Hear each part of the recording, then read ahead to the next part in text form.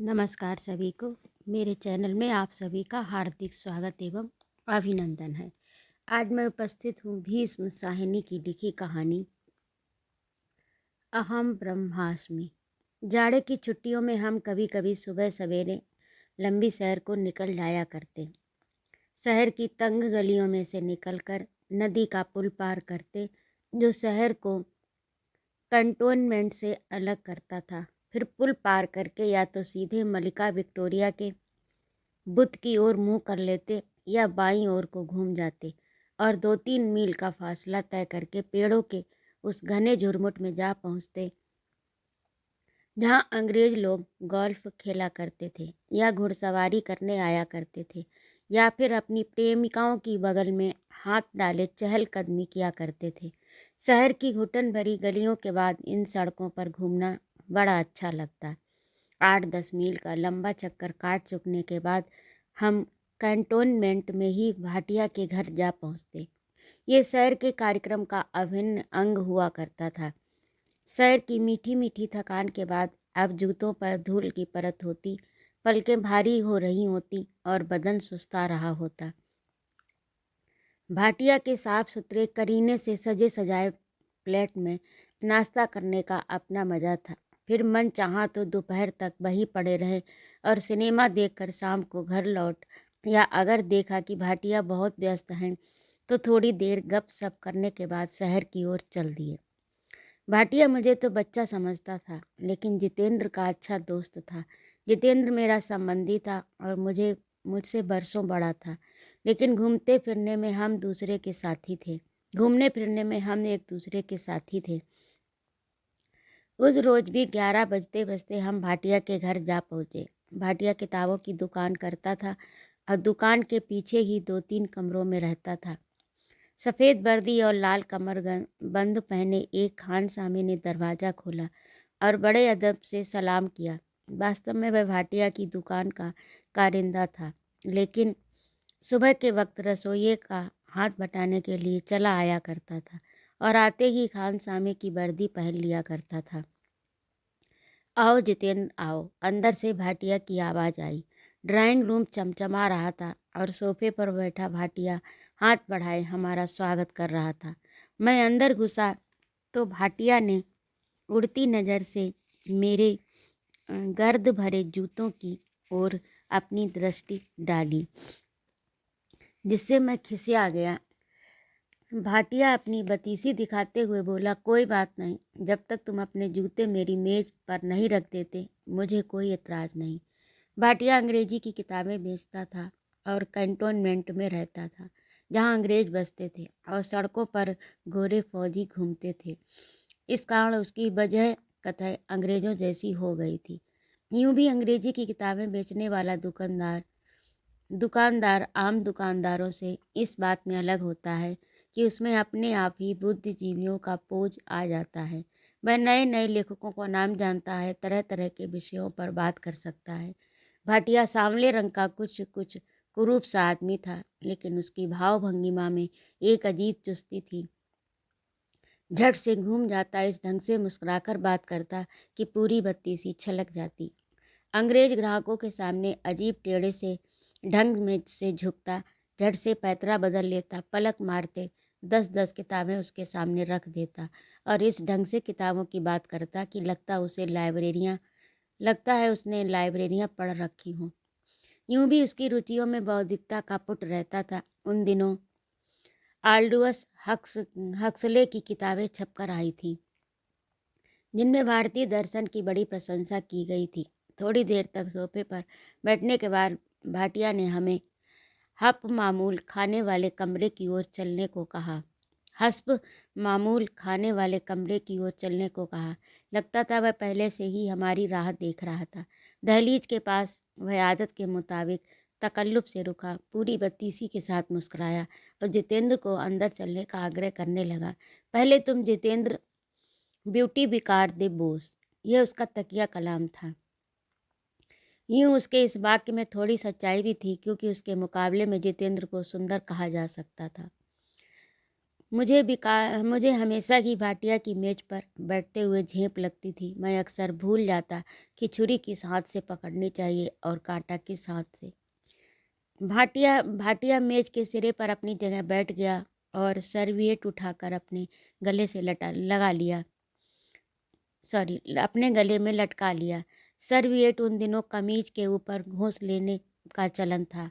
सब अंग्रेज ऐसा ही करते थे। भाटिया के सामने चांदी के पात्र रखे गए, जबकि हमारे सामने बैरा साधारण चीनी के प्लेट और प्याले रख गया। यह भी भाटिया की सनक थी। वह हमेशा खाना चांदी के बर्तनों में खाता था, जबकि मेहमानों के सामने साधारण चीनी मिट्टी के पात्र रखे जाते। बैरा लपक लपक कर नाश्ता परोसता। 2 उबले आलू भाटिया ने चांदी के डोंगे में से उठाकर अपनी प्लेट में डाल लिए। उन पर थोड़ा सा मेयोनेज डाला। फिर चांदी की छुरी से उसने आलूओं के टुकड़े किए और कांटे छुरी से उन्हें खाने लगा। भाटिया बहुत कम खाता था, नाप तोल कर। गनीमत थी कि हमारे लिए हमारी रुचि के अनुसार आमलेट बनकर आए, वरना इतनी लंबी सैर के बाद अगर हमें उबले आलू ही खाते तो भाटिया के घर आने में क्या तुक थी। भाटिया की अंग्रेजियत का हम पूरा पूरा लाभ उठाते। जाड़ों में उसके कमरे में अंगीठी जलती, उसके पास बैठे पोर्ट वाइन की चुस्कियां लेते हुए हम गपशप करते। उसकी हर अदा अंग्रेजों जैसी थी। इतवार के दिन वह सिगार पीता और कुत्ता लेकर घूमने जाता। ऐसा कोट पहनकर जाता जिसकी कोहनियों पर चमड़े के झब्बे लगे रहते। गर्मी के मौसम में वह दिन में 4 बार अपनी कमीज और 10 बार बनियान बदलता था और दिन में 3-3 बार अपने बैरे को गुसल लगाओ का हुक्म देता था। इतनी सफाई के बावजूद जब एक बार वह बीमार पड़ा और बेहोशी में बड़बड़ाया तो अस्पताल की नर्स कानों पर हाथ रखे बाहर भाग आई। हे भगवान, मैं नहीं जानती थी कि यह एक अनब्याहा आदमी बेहोशी में ऐसी लचर बातें बोल सकता है। अब सोचता हूँ तो इस तरह के रहन सहन और अंग्रेजियत का जरूर उसके मन पर बोझ सा बना रहता होगा, क्योंकि ज़माना बदल रहा था और इस तरह के लोग बदलते परिवेश में अटपटे से नजर आने लगे थे। अंग्रेज ग्राहकों का रुख भी इनके प्रति अन्य हिंदुस्तानियों के प्रति उनके रुख से बहुत भिन्न नहीं था। मेरे सामने एक दिन जब मैं उसकी दुकान के अंदर खड़ा था तो उसे एक अंग्रेज महिला बुरी तरह से फटकार गई थी, क्योंकि उसने कोई पुराना बिल भेजा था। उस पर प्लीज पे का छपा हुआ लेबल लगा दिया था। वह औरत उस लेबल को लेकर बौखला उठी थी और यह सारा वक्त यस मैडम कहता रहा था। वहाँ मेरे मौजूद रहने के कारण यह और भी ज़्यादा परेशान हुआ, क्योंकि उस औरत के चले जाने के बाद कभी तो दबी आवाज़ में और बिल वुमन कहता, कभी मुझे अपनी बत्तीसी दिखाते हुए अपनी भूल स्वीकार करता। वह ठीक ही करती थी। बिल भेजने का मतलब ही ये होता है कि पेमेंट कर दो, उस पर अलग से लेबल लगाने की क्या तुक है। उसे कोफ्त इस बात की थी कि काम करने का एक ढंग होता है, अंग्रेजी ढंग, और उसमें वह चूक गया। उबले आलू खा चुकने के बाद काली काफ़ी की चुस्कियां लेते हुए भाटिया अध्यात्म की बातें करने लगा। जितेंद्र, जानते हो हक्सले ने अहम ब्रह्मास्मि का अंग्रेजी में क्या अनुवाद किया है? अनुवाद है I am the divine flame. बहुत बढ़िया है ना? फिर भाटिया ने गहरी दबी आवाज़ में फिर से दोहराया, I am the divine flame. सचमुच इस मंत्र में बड़ी शक्ति है। जब भी मैं इसे दोहराता हूँ तो हर बार लगता है कि मेरे अंदर शक्ति का संचार हो रहा है। फिर भाटिया ने बैठे ही बैठे दाएं हाथ की मुट्ठी भींचते हुए और गहरी ऊंची आवाज में इस मंत्र का पुनः उच्चारण किया, I am the divine flame, अहम ब्रह्मास्मि। अब की बार उसकी आवाज़ में पहले से भी ज़्यादा कंपन था। वह बार बार इसे दोहराने लगा। हर बार आई पर पहले से ज़्यादा जोर होता। हर बार उसकी आवाज़ और अधिक ऊंची उठ जाती। 3-4 बार के दोहराने के बाद मुझे लगा जैसे वह वजूद में आ गया, आसपास की दुनिया को भूल गया। उसके चश्मे के पीछे उसकी आंखें भी ज़्यादा गहराने लगी थीं। I am the divine flame, for I am the divine flame, अहम ब्रह्मास्मि, अहम ब्रह्मास्मि। देर तक दोहराते रहने के बाद वह मस्ती में ही जैसे चुप हो गया और चुपचाप आंखें बंद किए बैठा रहा। फिर धीरे से उसने आंखें खोली और बंद मुट्ठियां भी खोल दी। इस मंत्र में बड़ा ओझ है जितेंद्र। जब कभी मैं परेशान होता हूँ, दुखी होता हूँ, तो मैं बार बार इस वाक्य को दोहराने लगता हूँ। मेरे अंदर स्फूर्ति, विश्वास और शक्ति जैसे भरने लगती है। मुझे लगता है जैसे मेरा व्यक्तित्व फैल रहा है और मैं जैसे ऊपर उठता चला जा रहा हूँ। मैं स्वयं को सारे ब्रह्मांड का अंग महसूस करने लगता हूँ। लगता है चांद, सितारों और सहस्त्रों घूमते नक्षत्रों का मैं केंद्र हूँ। भाटिया ने फिर धीमी गहरी आवाज में 2-3 बार दोहराया, I am the divine flame, I am the divine flame. अब केवल संस्कृत में कहकर देखो, जितेंद्र ने सुझाव दिया। संस्कृत में ये बात नहीं है। फ्लेम शब्द में बड़ी शक्ति का भास होता है। अहम ब्रह्मास्मि, उसने उच्चारण किया। नहीं, वह बात नहीं है। फुसफुसा सा लगता है। इस मंत्र में बड़ी जान है, बड़ा ओझ है। इसका उच्चारण करने से मन की सारी शिथिलता, सारा भय, सभी संशय त्रास दूर हो जाती हैं। मैं विश्व की सत्ता का अंग बनने लगता हूँ। मेरा अस्तित्व आकाश की ऊंचाइयां छूने लगता है। फिर भाटिया जैसे झूम कर बोला, यह वह तंतु है जिससे मैं भारत की आत्मा के साथ जुड़ जाता हूँ। मैंने अपने लिए वह तंतु खोज निकाला है। मैं डिक के सामने विस्तार से इसकी व्याख्या करूँगा। उनकी भी इसमें बड़ी रुचि है। डिक कौन है? मेरे मुंह से निकला। डिक? तुम डिक को नहीं जानते हो? तुम्हें शर्म आनी चाहिए। मैं झेंप गया। वास्तव में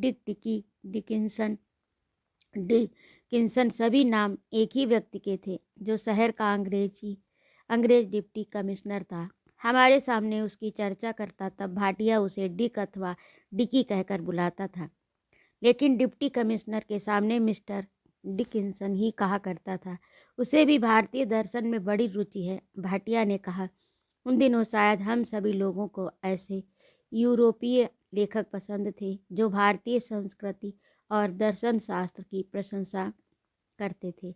इससे हमारा हीन भाव दूर होता था। जमाना बदल रहा है और नई स्थिति के साथ अपना संतुलन बनाए रखने के लिए हर कोई अपनी पहली जगह से थोड़ा थोड़ा खिसक रहा था। कैंटोनमेंट के ही अनेक दुकानदार जहां अंग्रेज अफसरों को डालियां भेजते थे, वहीं छिपे लुके कांग्रेस को भी पैसे देने लगे थे।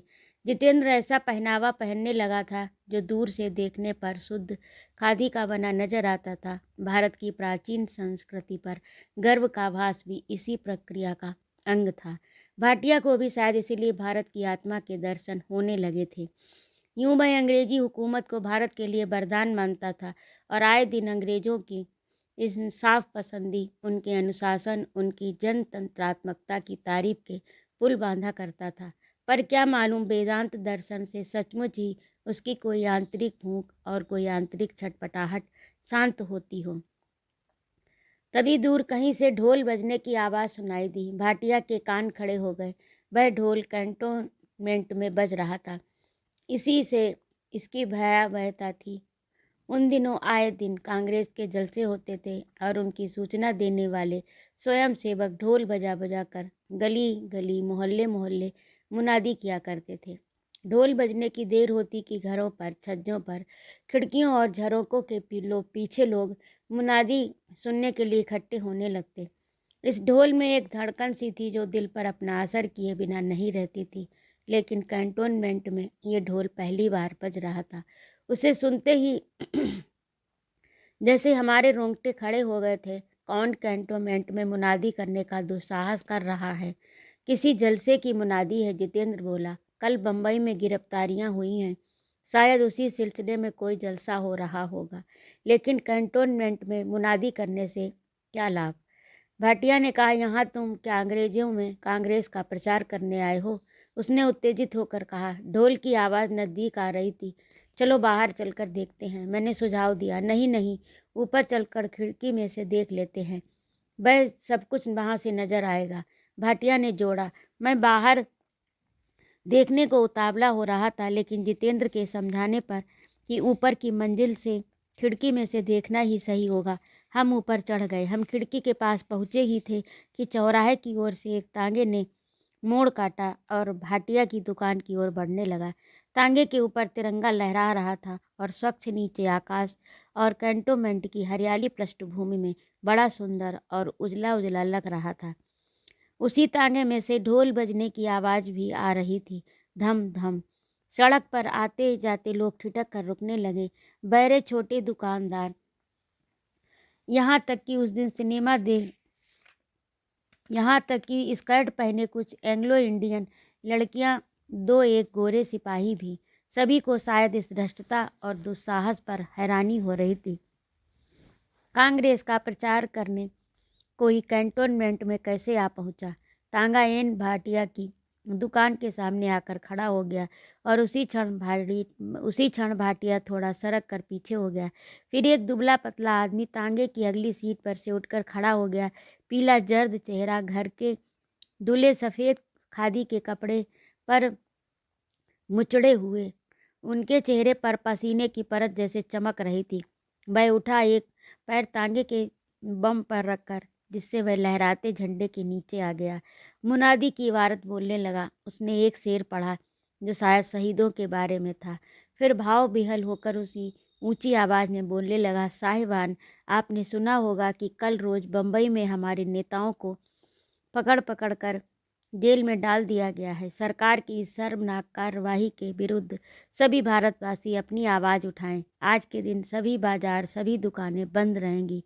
मैं इस बाजार के दुकानदार भाइयों से भी दरख्वास्त करूंगा कि अपनी अपनी दुकानें बंद कर दें और शाम को 6 बजे कंपनी बाग के आम पब्लिक में जलसा होगा। फिर वह भाटिया की दुकान की ओर झांक झांक कर देने लगा। दुकान के बाहर कोई कारिंदा नहीं आया था। वहाँ किसी को न देखकर उसकी आंखें ऊपर को उठी। जहाँ खिड़की में हम तीनों खड़े थे, हमें देखकर उसने हाथ बांध दिए और दुकान बंद करने का आग्रह करने लगा। भाटिया ने वहीं खड़े खड़े हाथ के इशारे से उसे आगे बढ़ जाने को कहा, वैसे ही जैसे किसी भिखमंगे को आगे बढ़ जाने का इशारा किया जाता है। पर इस पर भी वह बोलता गया तो भाटिया पीछे हट गया और उसकी नज़र से दूर हो गया। थोड़ी देर बाद ढोल फिर से बजने लगा और तांगा बढ़ने लगा। सड़क पर खड़े इक्के दुक्के लोग बिखरने और अपनी अपनी राह जाने लगे। कितनी बड़ी बेवकूफ़ी ये आदमी कर रहा है, भाटिया ने छूटते ही कहा। इसे तो फौजी अफसर गोली से उड़ा देंगे। कैंटोनमेंट में कांग्रेस की मुनादी करना क्या कोई मजाक है? और फिर दुकानें बंद करने को कह रहा था। बाद में हमें पता चला कि वही मुनादी करने वाला युवक हट करके तांगे को कैंटोनमेंट में ले गया था, ये जानते हुए भी कि वहाँ जाना मौत के मुँह से में जाना है। यह भी पता चला कि वह शहर के अपने साथियों से गले मिलकर आया था। जाने अब कभी भेंट होगी या नहीं। सचमुच फिर भेंट नहीं हुई, क्योंकि उसी रात पुलिस के डंडों से खोपड़ी फूट जाने पर उसने दम तोड़ दिया। लेकिन इन सब बातों का पता हमें बाद में चला। उस वक्त तो लहराते तिरंगे के साथ ढोल बजाता तांगा आगे मेसी गेट की ओर बढ़ गया था। उसके यूं आ जाने से जो बिजली की सनसनाती लहर सी दौड़ गई थी, वह हमें भी उद्वेलित कर रही थी। बड़े साहस का काम है इस तरह आकर मुनादी करना, जितेंद्र ने कहा। यह साहस नहीं, पागलपन है। तुम्हारी आवाज़ को यहाँ कौन सुनेगा? क्या तुम गोरे फौजियों में अपना प्रचार करने आए हो? क्या वे हिंदुस्तानी दुकानदार जिनकी रोजी अंग्रेजों पर निर्भर है तुम्हारे प्रचार के चक्कर में अपनी दुकानें बंद कर देंगे? तुम आखिर किस मकसद से आए हो? भाटिया और जितेंद्र के बीच बहस होने लगी। बात मुनादी से हटकर अहिंसा पर आ गई कि गांधी जी की दार्शनिक दृष्टि, और इसी तरह परत दर परत सिद्धांत खुलने लगे। इस बीच हमें ढोल की आवाज़ सुनाई देनी बंद हो गई। शायद मेसी गेट के आगे निकल जाने पर आवाज़ बहुत धीमी पड़ गई थी। धीरे धीरे वह आवाज़ वायुमंडल में खो गई और उसका स्पंदन भी शांत हो गया। बाद में हमें पता चला कि वहीं मेसी गेट के ही थोड़ा आगे, जहाँ कैंटोनमेंट का बड़ा बाजार शुरू हो जाता है, एक जगह पर किसी ने तांगे को रोका और फिर किसी ने बढ़कर मुनादी वाले के मुंह पर थप्पड़ रसीद किया। उसे घसीट कर तांगे पर से उतार लिया और आनन फानन से पुलिस आ गई। झगड़े की तह तक पहुंचने के लिए उस दुबले पतले युवक को हिरासत में ले लिया और हमारे शहर में उसका पीला चेहरा कभी देखने को नहीं मिला। ढोल की आवाज़ें ठंडी पड़ जाने के बाद देर तक भाटिया और जितेंद्र के बीच बहस होती रही। जितेंद्र अहिंसा का भक्त था, जबकि भाटिया चरखा और खादी के साथ साथ अहिंसा की खिल्ली उड़ाया करता था। उसका कहना था कि इसने देश को कायर बना दिया। जितेंद्र को अहिंसा में एक नया तजुर्बा नजर आता, जबकि भाटिया उसे एक बुढ़ऊ की सनक और नपुंसकता का नाम देता। उन्हें बहस करते देखकर ऐसा लगता कि इंसान मुख्यतः बहस करने वाला जीव है, यही उसका एकमात्र नैसर्गिक गुण है। हमने एक दिन का भोजन भाटिया के साथ ही किया और वही उसके सोफों पर पसर गए। फिर शाम हुई, दुकान बंद होने का वक्त आया। दुकान के हेड क्लर्क ने दुकान बंद करके चाबियां भाटिया को पहुंचा दी। चांदी के गिलास में भाटिया शरबत पीता रहा। जितेंद्र और मैं बढ़िया विलायती प्यालों में चाय पीते रहे। तभी सिनेमा जाने का प्रोग्राम बना। कैंटोनमेंट के 2 सिनेमाघरों में से एक ग्रेटा गार्बो की फिल्म दिखाई जा रही थी, जिसे न देखना बहुत बड़ी हिमाकत होती। उस दिन सिनेमा देखने जाना भूल थी। भाटिया जैसा सुलझे दिमाग का आदमी भी ये बात भूल गया कि मुनादी घूम जाने के बाद कैंटोनमेंट में तनाव व्याप्त होगा, कि ढोल के साथ तिरंगे का कैंटोनमेंट में घूम जाना ही उत्तेजना का कारण बन सकता था। इंटरवल में भाटिया का बाथरूम में जाने की ज़रूरत महसूस हुई। आमतौर पर वह सिनेमा की लेबोरेटरी में ही नहीं जाया करता था, क्योंकि वहाँ गोरे फौजी भरे रहते थे और हिंदुस्तानियों के लिए अलग से कोई पेशाब घर नहीं था। देसी लोग सिनेमा घर के लंबे चौड़े पार्क में, जहाँ इंटरवल के वक्त अंधेरा छा चुका होता, छिपे लुके जमीन पर या किसी पेड़ की ओट में या झाड़ियों के पीछे हाजत रफा कर लिया करते थे। पर भाटिया गोरे वाले पेशाब घर में जा पहुंचा। सिनेमा घर का शौचालय गोल दायरे की शक्ल का था, जिसमें एक गोल चक्कर में छोटी छोटी पार्टीशन के साथ बहुत से पात्र लगे थे। बियर से भरे पेट खाली करने के लिए इंटरवल की घंटी बजते ही गोरे सैनिक भागते हुए पेशाब की घर की ओर लपकते थे। यहाँ भाटिया की जो गति हुई उसे बयान करना आसान नहीं। इंटरवल होते ही गोरों का रेला अंदर आया। सारा गोल चक्कर एक ही बारी में भर गया। अपने सामने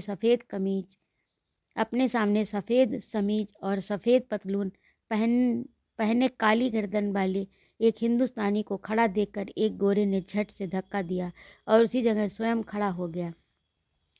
I beg your pardon, Bhatia ने कहा। गोरे की ओर देखकर बतीसी निकालते हुए बड़ी शिष्टता से बाईं ओर वाले अगले पात्र के सामने जा खड़ा हुआ। गोरे फौजी बराबर अंदर चले आ रहे थे और किसी को फुर्सत नहीं थी कि थोड़ा इंतजार कर ले।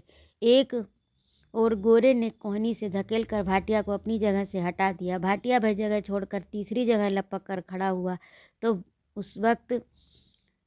उसी वक्त खाली हुई थी, फिर वहाँ भी उसके साथ वैसा ही बर्ताव हुआ। अब तो भाटिया मजाक की चीज़ बन गया। गोरे जानबूझकर उसे धक्का देने लगे, कभी बाएं से कभी दाएं से। भाटिया की सिट्टी पिट्टी गुम हो गई, भागने तक की उसमें हिम्मत नहीं रह गई। जब उसे होश आया तो वह सिनेमा घर के पार्क के बीचों बीच पड़ा था।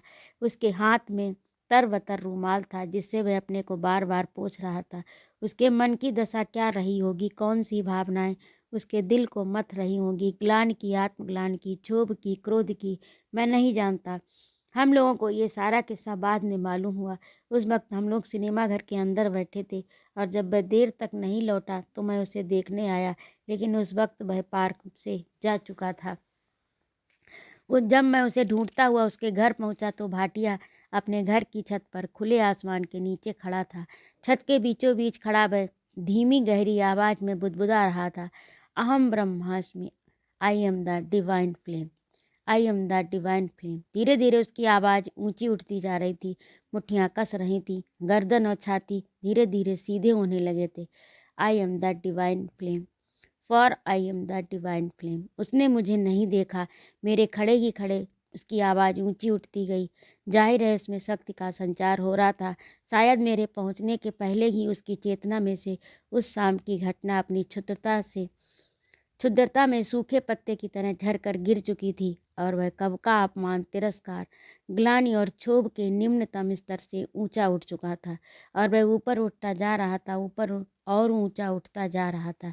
अब सोचता हूँ तो शायद उसी समय 2 सड़कें पार मेसी गेट के थाने में पुलिस के डंडों की बौछार के नीचे अधमरा युवक भारत माता की जय, महात्मा गांधी की जय बुदबुदा रहा था।